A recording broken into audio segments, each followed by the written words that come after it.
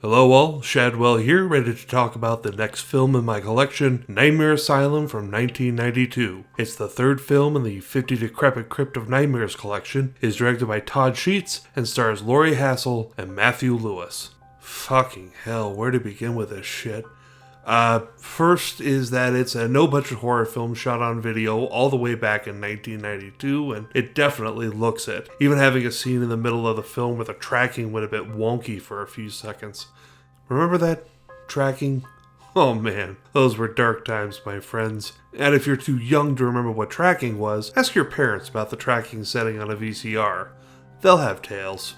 No, these aren't pictures from the film, they're pictures of puppies and kittens, because if I showed pictures from the film, I would get in TikTok jail for sure, as this is far and away the goriest movie reviewed so far in my collection. But not good gore from a high-end Hollywood film, or even passable, creative gore from a low-budget independent film like The Evil Dead. We're talking bottom-of-the-barrel Herschel Gordon Lewis film gore. Ramen for entrails and pig guts kind of gore that looks very cheap and very laughable. I can't really give you a plot synopsis because other than that it takes place in a nightmare asylum that plays out more like a high school quality haunted house, I couldn't tell you more because 80% of this movie is unintelligible screaming and yelling. I have no idea there was even a script with dialogue, but it certainly didn't look as such. In the pro column, I can say that this was shot competently by someone who knows how to use a video camera. It even has interesting angles and corkscrews that are, I guess, supposed to suggest Texas Chainsaw Massacre vibes because of all the chaos in every scene, but even the Texas Chainsaw Massacre's chaos was reined in enough so that you could at least understand what characters were saying.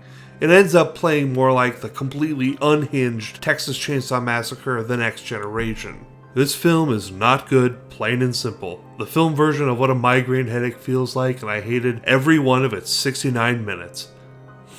69. I give this movie an F because it may be the worst thing I've come across so far, but at least they knew how to use a camera, so it wasn't a complete waste.